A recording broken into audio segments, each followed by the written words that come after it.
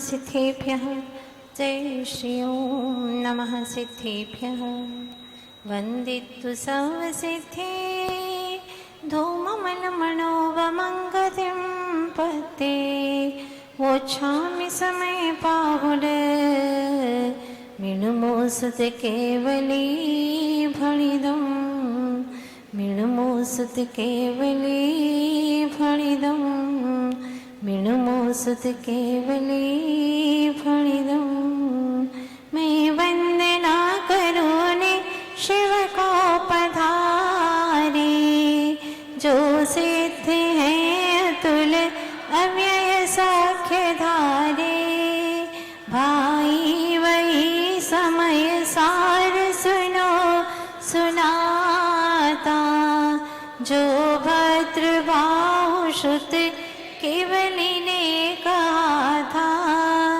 जो भद्रबाहु श्रुत केवली ने कहा था जो भद्रबाहु श्रुत केवली ने कहा था।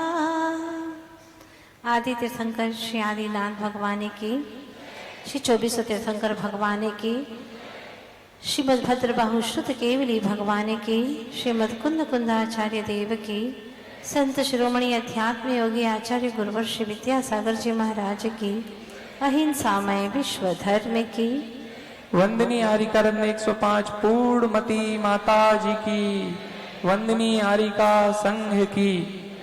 भक्त भगवान से प्रार्थना करता है, प्रभु आ स्वार्थ भर्या संसार में कई सार देखातो नहीं, तारा शरणे ले हवे अमने अमारा उद्धार प्रभु केम थशे कई समझातु नहीं। हे प्रभु हूँ अज्ञानी छू, घोर मैं अंधकार में भटक्यो छू, मारा में ज्ञान नी ज्योत प्रगटावो प्रभु, ज्योत प्रगटावो।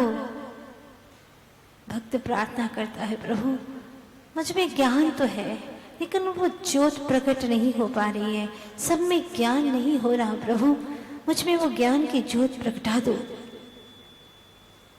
स्वार्थ भर्या संसार में कई सार देखा तो नहीं, तारा शरण बिना हमें उद्धार समझा तो नहीं।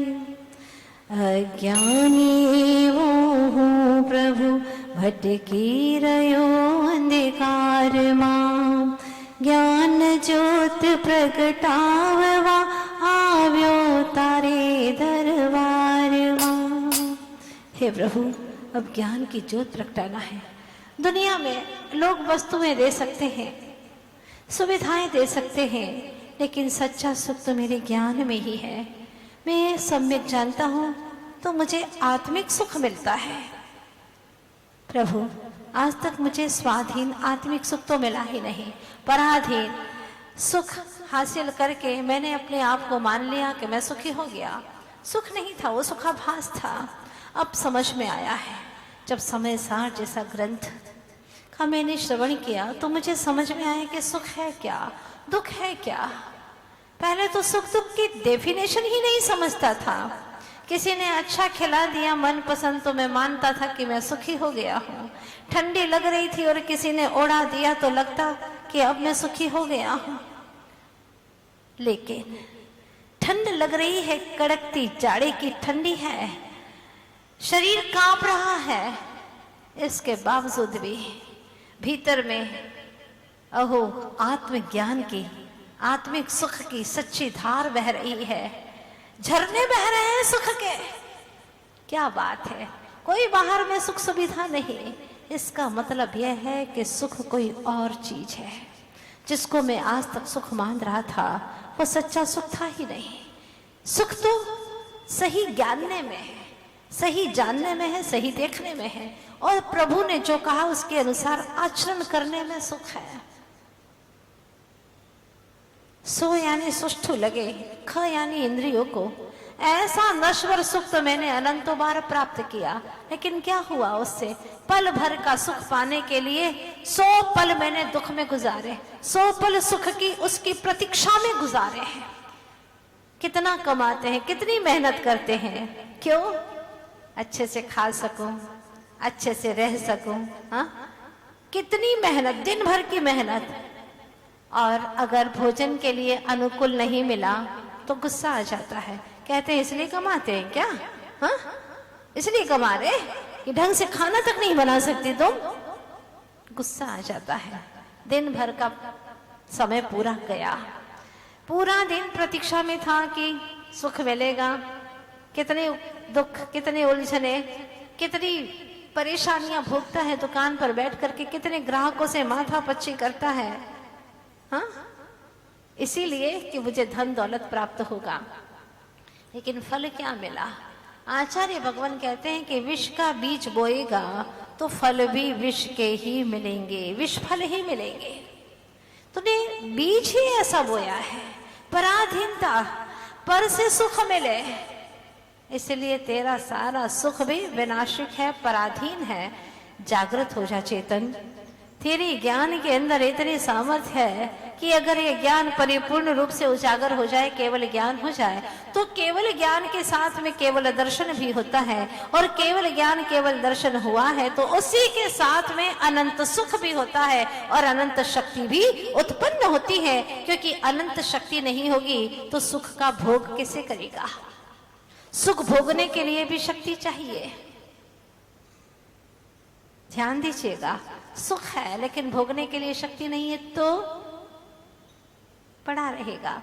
बहुत सारा सुख सुविधाएं हैं उसके पास में, सुविधा की बात कर रही हूं, जिसको आप सुख मानते हैं। बहुत सारी सुविधाएं हैं, लेकिन क्या भोगे? उठ बैठ ही नहीं सकता, बोल सकता नहीं है, जुबान हिल नहीं पाती उसकी, आंखों की रोशनी बंद हो गई है। ढेर पड़े हैं सुख सुविधाओं के, कुछ काम के नहीं।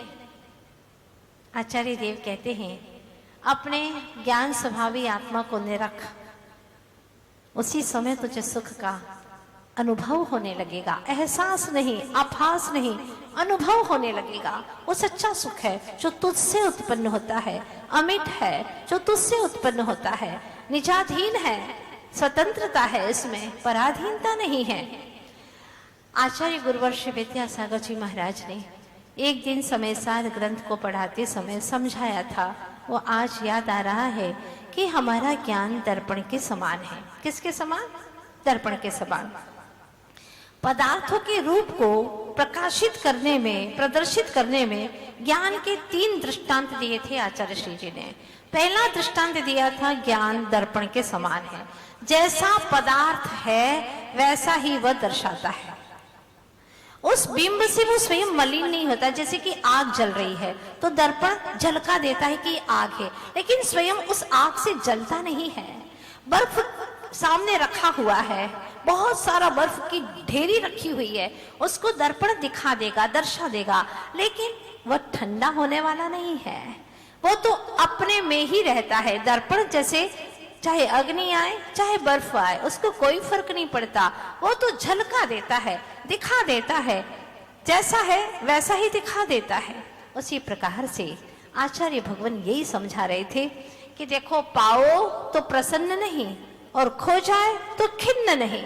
अगर दर्पण के सामने वो दृश्य निकल जाए तो कभी भी दर्पण खिन्न नहीं होता, और अच्छा सा दृश्य आ जाए तो वह नाचने नहीं लगता, वो प्रसन्नता से भरता नहीं, अपुलकित नहीं होता।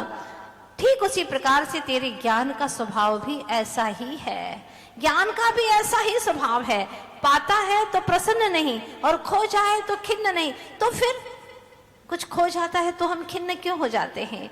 इसीलिए कि ज्ञान के साथ में हमने प्लस कर दिया है मोह को, अनादि से मोह मिश्रित कर दिया है। मोह के साथ में हम ज्ञान का काम कर रहे हैं। अकेला ज्ञान काम करता तो कोई माई का लाल हमें दुखी नहीं कर सकता, खिन्न नहीं कर सकता, लेकिन हमने ही अपनी अज्ञानता से ज्ञान के साथ में मोह, जब भी जानते हैं मोह जनित जानते हैं। मुंह के साथ में जानते, किसी वस्तु को देखा जाना, उसके साथ में कितनी अच्छी, क्या कलर है, बहुत अच्छा कलर है, सुपर है कलर, हाँ अच्छा है। कुछ भोजन किया, ये अच्छा है बुरा है। कोई वस्त्र आपने देखा, चलते चलते रास्ते में देखा आपने, दुकान के ऊपर साड़ियां हैं, एक एक तरह की वैरायटी है, देखा, आपको पहनना नहीं है, आपको खरीदना नहीं है, लेकिन फिर भी मन में भाव आ गया, क्या कलर है, बहुत अच्छा है कलर, क्या डिजाइन है, न्यू डिजाइन निकली है, बहुत अच्छा है, ये भाव आ गया आपको। क्या है ये है ज्ञान का विकार, ज्ञान का विकार, क्योंकि ज्ञान में हमने मोह को डाल दिया। यद्यपि निश्चय से देखा जाए तो ज्ञान ज्ञान में है और मोह मोह में है, वस्तुएं वस्तुओं में है, ज्ञान ज्ञान में है। कभी कोई एक द्रव्य दूसरे द्रव्य में प्रवेश करता ही नहीं, लेकिन कहने में तो आता है। वर्तमान में अशुद्ध उपादान से अनुभव में तो यही आता है कि क्या अच्छा कलर है, उपयोग वहां गया, भटक गया। आचार्य भगवान यही समझा रहे हैं, विषय भोग में तूने रे जिया, क्यों अपने मन को लगा लिया। विषय भोग में तूने रे जिया, क्यों अपने मन को लगा लिया। तेरा ज्ञान सूर्य समान था, तूने बादलों में ढक दिया। विषय भोग में तूने रे जिया, क्यों अपने मन को लगा लिया। क्यों लगा रहा है, क्यों विषय भोग में इन बादलों के अंदर अपने ज्ञान रूपी सूर्य को ढके जा रहा है। क्या हो गया तुझे, क्यों अपने प्रकाश पुंज को ढक रहा है, क्यों घोर अंधेरे में भटक रहा है। फिर प्रभु से प्रार्थना करता, प्रभु अंधारा में भटक्यो छो, कहीं ज्ञान की ज्योत प्रगटाओ, प्रभु प्रगटाओ। प्रभु कहते हैं तेरे अंदर प्रकट है, तूने ही तो बादलों में ढक दिया है, मैं क्या करूं, तू ही प्रकटा सकता है। ये शक्ति सामर्थ्य तुझ में ही है, तो चाहता ही नहीं, और बादल पर बादल घन पटक रहा है, क्या होगा सोचता ही नहीं। तूने बादलों में ढक दिया, तेरा ज्ञान तो शुद्ध पवित्र महिमावंत था, है आज भी है शुद्ध निश्चय से, लेकिन तूने उसको बादलों में ढक दिया है। दुखी होता है, एक पल में क्या होने वाला है तुझे जानने में नहीं आता, दीवार के उस तरफ क्या हो रहा है तुझे जानने में नहीं आता, जबकि तेरी सामर्थ्य इतनी है कि लोक अलोक को चराचर को एक समय में युगपत जाने, इतनी सामर्थ्य है तेरे भीतर में। हमारी सामर्थ्य को हमने ही चुरा लिया। दोष देते हैं कर्मों ने ऐसा किया है। प्रभु एक विनती गाते हैं ना आप लोग, गाते हैं ना आप लोग, मैं कछु नाही कियो जी, ऐसा कुछ गाते हैं ना। ये कर्म है, उसी ने मुझे तंग किया है, हे प्रभु मैंने तो कुछ किया ही नहीं, ये कर्म ही ऐसे हैं जो मुझे दुख दे रहे हैं। अब मैं तो साधु हूँ, सज्जन हूँ, इन चोरों को निकाल दो प्रभु। भगवान कहते हैं मैं कैसे निकालूं, तू तो आमंत्रण देता है, बहुत अच्छे से आओ भगत कर रहा है, इन कर्म रूपी तस्करों की, चोरों की अच्छे से घर पे बुलाता है, आमंत्रण देता है। हर पल हर क्षण अनादि काल हो गया, अनंत काल बीत गया है, और उन्हीं को तू आमंत्रण दे रहा है। मैं बुरा क्यों बनूं, मैं तो जैसा हूं वैसा हूं, मैं कुछ कर नहीं सकता, रास्ता दिखा सकता हूं।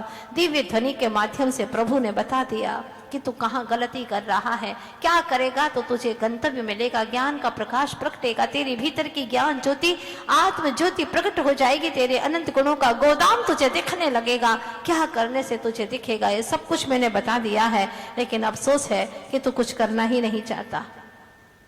तो मैं क्या करूं, तेरे ही भीतर में अटूट संपदा भरी पड़ी है। वो बेचारा भिखारी जिंदगी भर भीख मांगता रहा, भीख मांगता रहा, मर गया। नगर पालिका के कर्मचारी आए, बहुत दुर्गंध आ रही थी, सालों से वहीं पड़ा था, वहीं गंदगी कर मचाता था। कर्मचारी आए, उसकी बदबू मिटाने के लिए उन्होंने आसपास में सफाई की, गड्ढा खोदा, दुर्गंध आ रही थी, और उसको जैसे ही खोदा आश्चर्यचकित हो गए। जहां भिखारी बैठता था ठीक उसी के नीचे लगभग 3 हाथ का गड्ढा खोदा ही था कि ऐसा सोने का घड़ा, उसमें भी सोना घड़ा, स्वर्ण की अशर्फियां देखा, आश्चर्यचकित हो गए, अचरज में पड़ गए। हो क्या बात है। जहां भिखारी भीख मांगता रहा जिंदगी भर, इतनी मेहनत करता रहा, काश 3 हाथ जमीन खोद देता, रात ही रात में खोद देता, इतना अटूट संपदा का स्वामी मालिक बन जाता, उसे भीख मांगना नहीं पड़ता। एक नहीं, एक को उठाया घड़े को, दूसरा घड़ा था, दूसरा घड़ा निकाला, तीसरा घड़ा था। वाह! आचार्य भगवान कहते हैं जहां तू बैठा है, जहां तू विराजमान है चेतनात्मन, वहीं पर 3-3 घड़े हैं, घड़े गढ़े हुए हैं। वो तो स्वर्ण के थे, ये तो अनमोल रत्न है। 3 लोक की सारी संपदा चुका दो तो भी एक रत्न का मोल नहीं हो सकता। ऐसे अनमोल सम्यक दर्शन, सम्यक ज्ञान और सम्यक चारित्र रूपी रत्न तेरे भीतर में है, जिसको पाने के बाद में जड़ रत्नों की कोई महिमा नहीं आती, जड़ धन की कोई महिमा नहीं आती। सारा धन दौलत 6-6 खंड का राज्य छोड़ करके चल देते हैं। सम्यक दृष्टि जीव रोने वाले रोते रह जाते हैं, बुलाते हैं, पुकारते हैं, रोते रहो, पुकारते रहो, लेकिन वो सुनने वाले नहीं है, क्योंकि अंतर की चेतना पुकार रही है, बार बार पुकार रही है, आओ चेतनात्मन आओ आओ, अब मत भटको, तुम्हारा असली धन तो यहाँ पर छिपा हुआ है। और उसको अंतर मुहूर्त में ध्यान करके प्रकट कर लेते हैं, अरहंत अवस्था को प्राप्त कर लेते हैं। वो दशा प्रभु मेरी हो, वो दशा मुझे चाहिए प्रभु, बस। आचार्य भगवान कहते हैं ज्ञान एक दर्पण की भांति है। दूसरा नंबर, ज्ञान जो फोटो प्लेट होती है ना, उसके समान है। जैसा दृश्य है उसी के अनुरूप ही वह तस्वीर ग्रहण करती है, किंतु दृश्य को, जो अंदर का दृश्य है, उसको अपने में पी जाती है। जो फोटो प्लेट होती है वह उसको पी जाती है, आत्मसात कर लेती है, और अपनी स्वयं की स्वच्छता को छोड़ करके दृश्य के अनुरूप ही वह ढल जाती है। जो भीतर में दृश्य दिखाई दिया, हड्डियां वगैरह, उसी को वह, उसी के अनुरूप वह ढल जाती है। यदि उसी पर दूसरी तस्वीर और दूसरी और वहां पर एक्सरे कर ले, तीसरा और कर ले, तो क्या हो जाएगा? सबको अपने में ग्रहण करके खुद मलिन हो जाती है, कोई भी दृश्य सही साफ स्वच्छ दिखाई ही नहीं देता। उसी प्रकार से इस जीव का ज्ञान भी ऐसा ही है वर्तमान में, अज्ञानता से, जैसे कि वो फोटो की प्लेट है, बस उसी प्रकार से एक्सरे की जो प्लेट है उसी के समान यह भी, जो मिला उसी को देखता है, जो मिला उसी को जानता है। दिन भर में कितना जानते हो बताओ आप? कितना जानते हो? कितने बारे में, कितने लोगों में, कितने वस्तुओं के बारे में जानते हो? चलता ही रहता है, चलता ही रहता है। माता जी दिन में खुली आंखों में चलता है और रात में बंद आंखों में चलता है, 1 मिनट भी चुप बैठता ही नहीं। ज्ञान काम करता ही रहता है, काम करता ही रहता है, लेकिन 24 घंटे जो काम कर रहा है वो निरर्थक है। प्रयोजन भूत कितना काम करता है कि मैं इन पदार्थों से परे, सब रिश्ते नातों सबसे परे, घर बार से परे, इन सब से रहित, मन से परे, तन से परे, मन से परे एक शुद्ध चैतन्य आत्मा, वहां ज्ञान क्यों नहीं टिकता? क्यों नहीं टिकता? मोह टिकने नहीं देता। मोह की क्या मजाल, जो मुझे न टिकने दे, मैं चैतन्य हूं। मोह कर्म क्या करेगा? वो तो जड़ है, अचेतन है, वो क्या करेगा?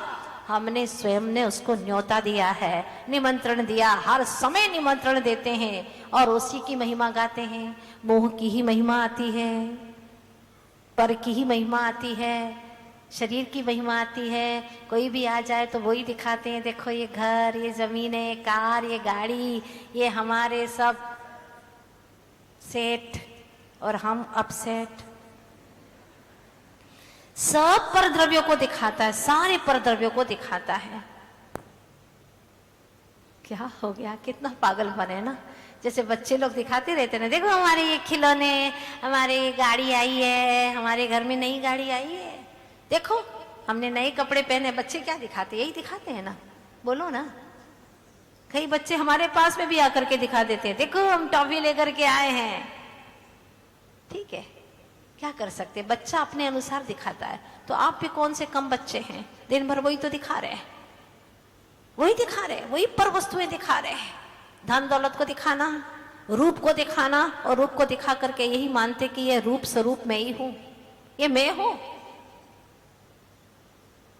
स्वयं ठग रहे हैं अपने आप को और दुनिया को भी ठग रहे हैं।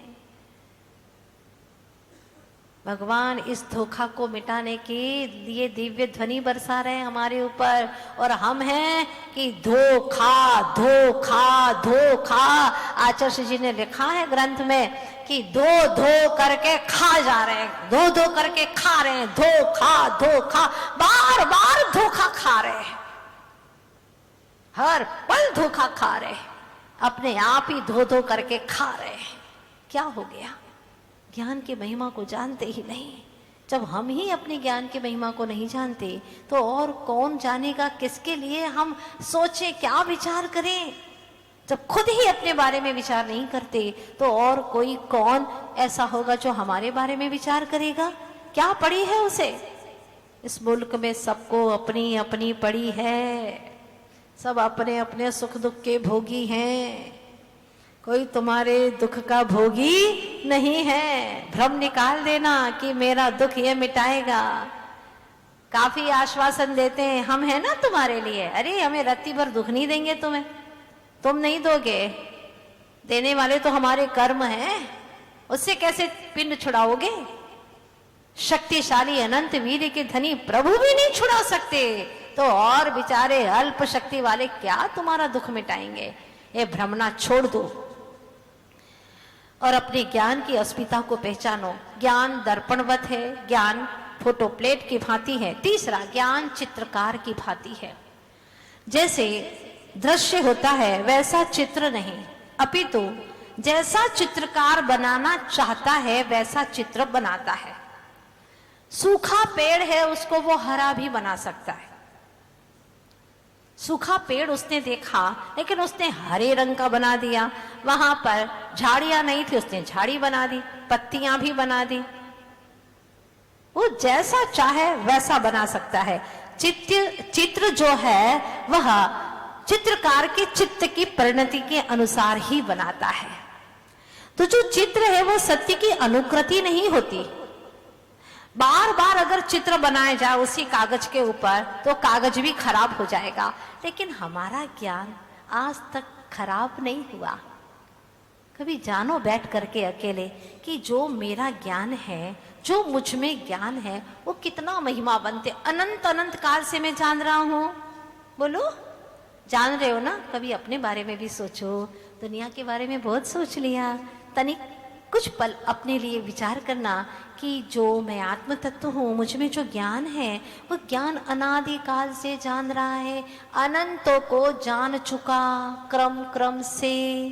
भगवान युगपत जानते हैं, मैं क्रम क्रम से अनंतों को जान चुका हूँ अनंत काल से। ठीक है, अनंत को जानने की क्षमता नहीं मेरे पास में, क्योंकि 5 ज्ञान है, मति श्रुत अवधि मन परे और केवल ज्ञान। ठीक है ना, जिसमें मति श्रुत ज्ञान का विषय मात्र संख्यात का ही है, संख्यात को विषय बना सकता है। अवधि मन परे ज्ञान का विषय असंख्यात का है और असंख्यात को भी विषय बना सकता है, लेकिन अनंत को विषय करने वाला तो मात्र और मात्र ओनली नॉलेज, केवल ज्ञान है, परफेक्ट नॉलेज, पूर्ण ज्ञान है और कोई दूसरा ज्ञान नहीं है। इस पूर्ण ज्ञान के ऊपर हमने पर्दे लगा दिए हैं, मोह के पर्दे, जिससे दिखाई नहीं देता, कुछ भी दिखाई नहीं देता। एक राजा चित्रकार का बड़ा शौकीन था। उसने दूर दराजों से चित्रकारों को बुलाया और कहा कि जो सबसे श्रेष्ठतम चित्र बनाएगा उसे विशेष विशेष उपहार दिया जाएगा। राजा से उपहार मिलने वाला था। काफी चित्रकारों को उसमें पसंद किया गया और सबने अपने अपने तरीके से चित्र बनाए। 6 महीने की अवधि दी गई। उसमें विशेष चित्र बनाए थे 3 लोगों ने, 3 चित्रकारों ने विशेष चित्र बनाए थे। राजा अपने पूरे लश्कर के साथ में चित्र देखने के लिए निकला। 6 महीने पूरे हुए और उसने जब पहला चित्र देखा, पर्दा खोला, क्या चित्र बना था, गजब का चित्र था। सेब फल का चित्र, सेब फल के ढेर थे। तो वहां पर दूर से गाय ने देखा और उसने समझा कि यहाँ पर सेब फल का ढेर लगा हुआ है। वो आई पास में और उसने चित्र के ऊपर अपना मुंह लगा दिया खाने के लिए। इतना जीवंत चित्र बनाया था। राजा बहुत खुश हुआ, क्या चित्र बनाए हैं। हाँ, अब दूसरा चित्र देखा उसने, इतने सुंदर फूल, इतने सुंदर फूल जैसे कि अभी खिले हुए हों, अभी के खिले हुए हों, सच के फूल हों, खुशबू अभी उसके अंदर से बस महकने ही वाली हो। इतने जीवंत फूल।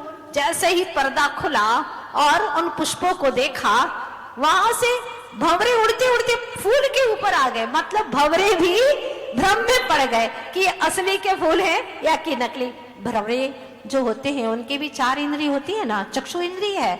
उन्होंने देखा, उन्हें लगा कि ये सच के फूल हैं, ऐसा लगा और भ्रमित हो गए, उसके ऊपर आकर के बैठ गए।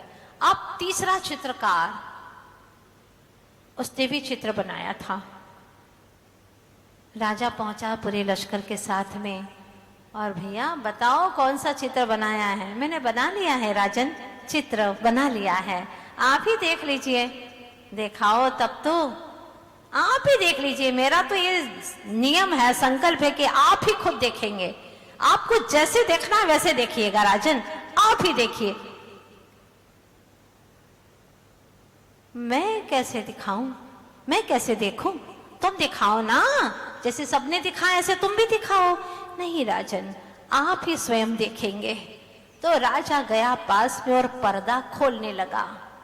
आश्चर्य, वो पर्दा था ही नहीं, वो तो सिर्फ चित्र था। ऐसा अद्भुत चित्र बनाया था पर्दे का कि राजा भी स्वयं भ्रम में पड़ गया कि असली का पर्दा है या नकली का पर्दा है। चित्र ही उसने पर्दे का बनाया था। आजकल 3D बनती है ना, 3D में ऐसा चित्र बनाया था पर्दे का हूबहू कि राजा खुद भ्रम में पड़ गया। पूछना चाहती हूं आपसे कि प्रथम पुरस्कार किसे दिया गया? बोलो।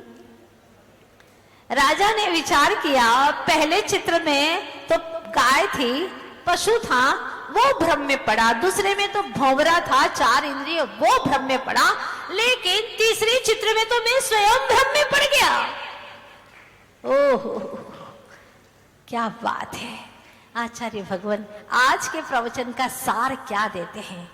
पर्दा पड़ा है मोह का, आता नजर नहीं, चेतन तेरा स्वरूप है, तुझे दिखता नहीं।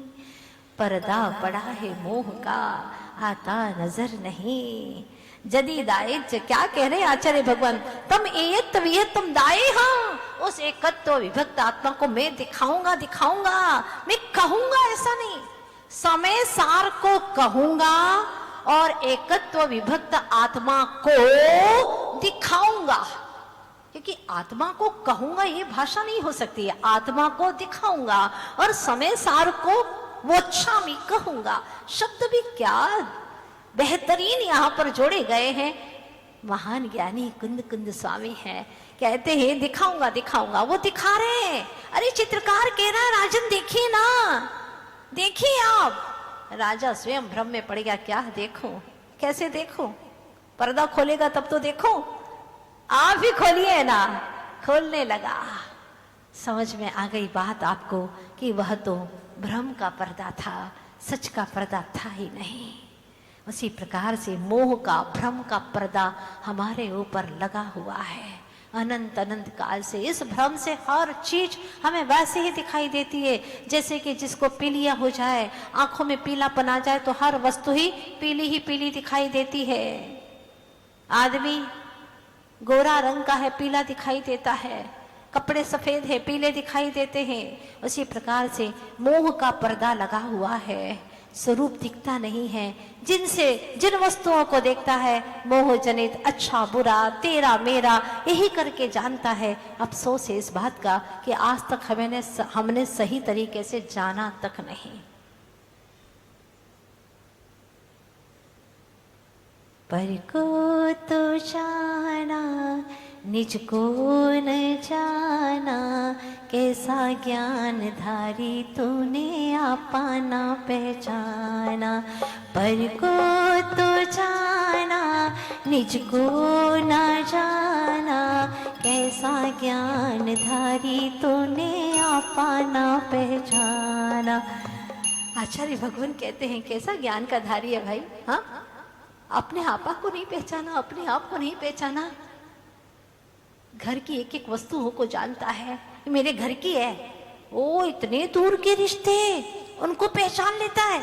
ये हमारे वो है, उनके वो है, उनके वो है, उनके वो है। कितना दूर का रिश्ता पहचान जाता है, खुद का रिश्ता जानता ही नहीं है। बहुत अफसोस है जब अध्यात्म की गहरी बातें सुने और भीतर से आत्मा न रोए।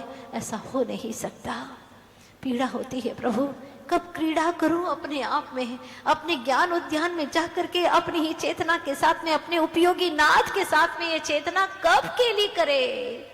वो सुखद क्षण कब आएंगे प्रभु, जब मैं अपने साथ में केली कर सकूंगा।